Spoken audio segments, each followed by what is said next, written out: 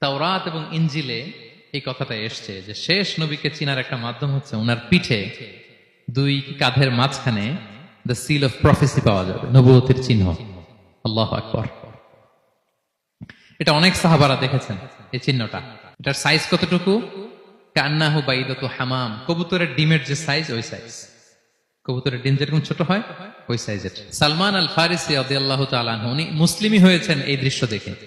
সালমান আল ফারিসি রাদিয়াল্লাহু আনহু উনি আরব মানুষ ছিলেন না, নন আরব ছিলেন, পার্সিয়ান, ফার্সিতে কথা বলতেন, মানে ইরান থেকে এসেছিলেন। ইরান। উনি প্রথমে অগ্নি উপাসক ছিলেন। কি ছিলেন? অর্থাৎ ওই যে জরাথুষ্ট যারা আগুন দেখলে এরা পূজা করে, আগুনের পূজা যারা করে, জরস্ট্রানিয়ান, এই ধর্মে বিশ্বাসী ছিলেন। আগুনের পূজা করতেন ইরানে। তিনিও আগুনের পূজা করে, তার বাবাও আগুনের পূজা করে।